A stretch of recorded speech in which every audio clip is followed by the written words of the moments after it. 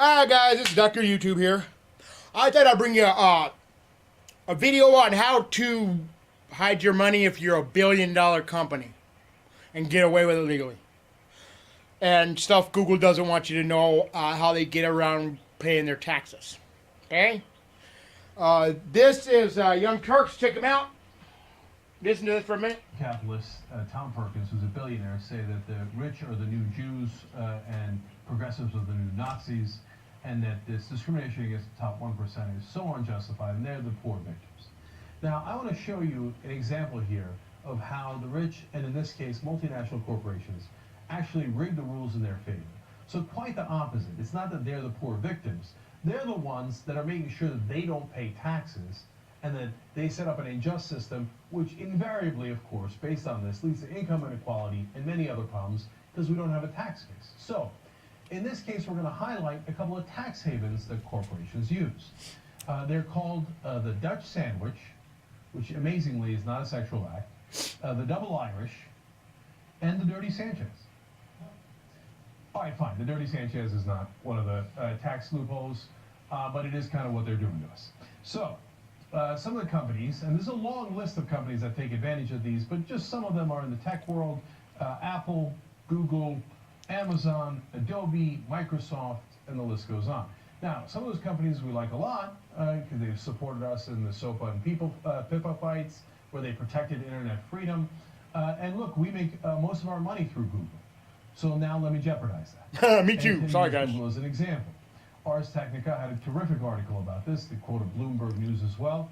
And they use them, again, as one of many examples. They're not the only ones doing this, but it gives you a good sense of what happens. For example, in 2009, you know what the tax rate that Google paid was? 2.4.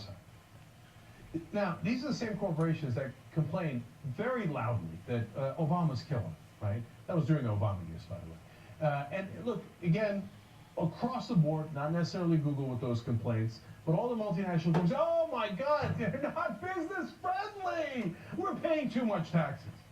Now, I ask you, did you pay 2.4%? I paid a hell of a lot more. My guess is you paid a lot more. If all you did was pay your sales tax, you paid a hell of a lot more than 2.4% of your income. No, you see, the rules are rigged in their favor, not against them, okay? Google, again, to use them as an example, in 2012, moved $11.91 billion through Bermuda alone. Yeah. Now, is it because they're doing all that business in Bermuda? No, they're doing almost no business in Bermuda. It's because it's a tax haven, it's a loophole. So now Ars Technica explains how these loopholes work. I'm going to show you what they said, and then I'm going to interpret it for you, okay? So they go on to explain. Here's how the Double Irish works. A company sells or licenses foreign rights to an intellectual property developed in the United States to a subsidiary in a country with a lower tax rates. The result? Foreign profits that come from that tech, like the rights to Google's search and advertising technology, effectively the keys to the kingdom, are now attributed to that offshore subsidiary rather than Mountain View, California headquarters. So, who does Google license its tech to? A fun little company called Google Ireland Holdings, headquartered in Bermuda. Bermuda, of course, has zero corporate income tax.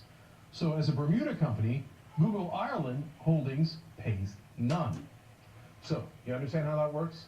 The most important part of Google's business, they say, oh, we don't own it here in California. No. That's the subsidiary we got in Bermuda that does business through Ireland. No. Oh, what's the tax rate in Bermuda? Will you look at that coincidence? It's 0%. We're letting him get away with this? That's insane. Of course, the reason we let him get away with it is because all of our politicians are bought off by all of these corporations. They pay them legal bribes. All of this is legal, right? They say, okay, here's your campaign contribution. Here's your money to the conservative or, in some cases, corporate Democrat think tanks. And now you'll all go out and tell me why this makes sense, right?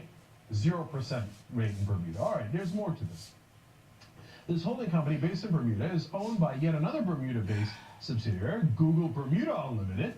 That unlimited corporation means it is not required to disclose income statements, balance sheets, and other financial information.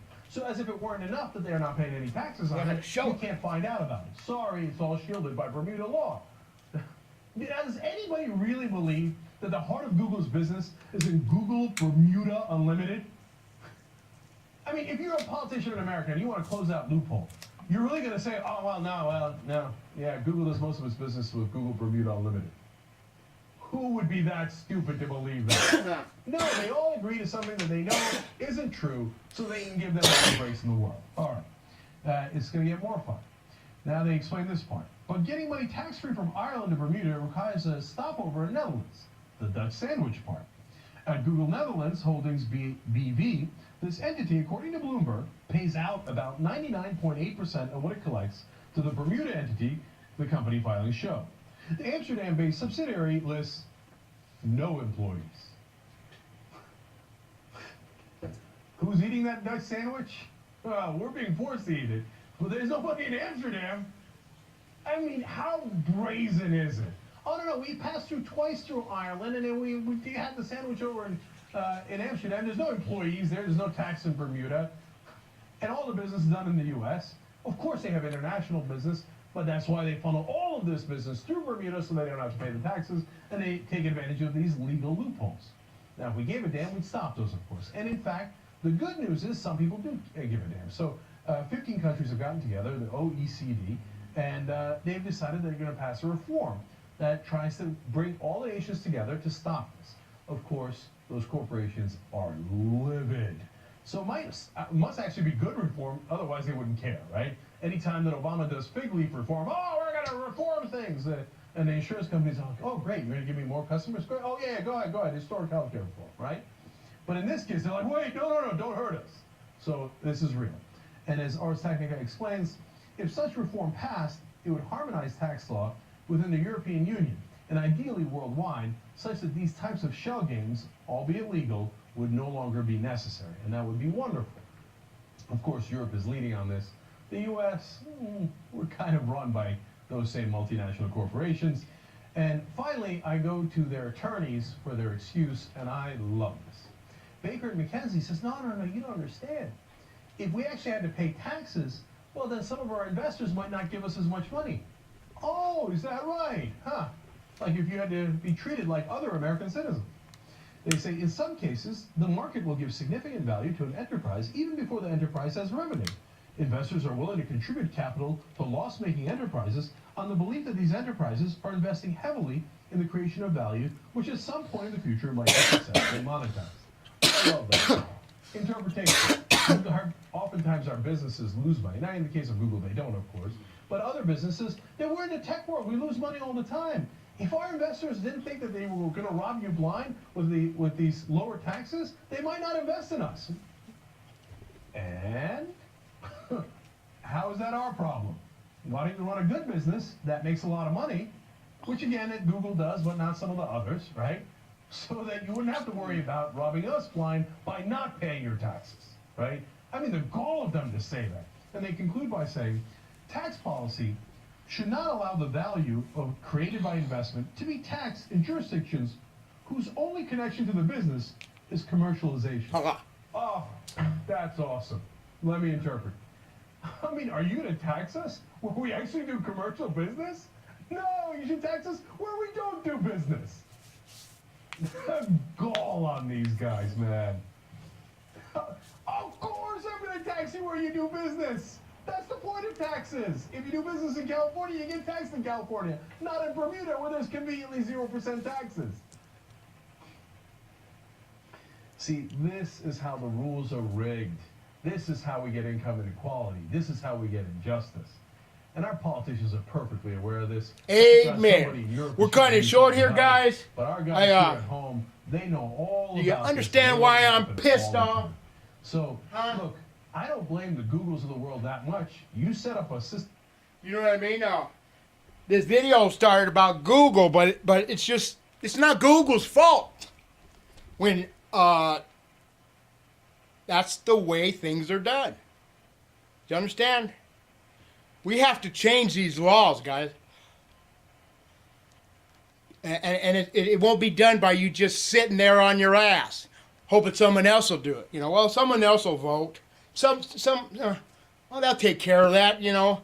I don't got the money for that. Let the politicians worry about that, you know. need to strangle you because you don't stand up for the guy the grandpa and grandma stores at Walmart took out. Huh? But you just go buy at Walmart all day, and they got junk at Walmart. Walmart has junk. It's a big garbage bin, guys, and you go spend all your money there, argue every weekend with your girl about money over Walmart. Oh, how crazy is that?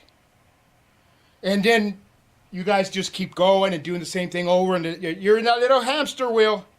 And see, that's why people don't like me, because I can see this, and I won't get on their hamster wheel. You know what I mean? And they're on the hamster wheel, and they can't get off. So I can understand why people don't like me. But, yeah, this is today's business. Later, guys. Subscribe, like, and comment. Thanks.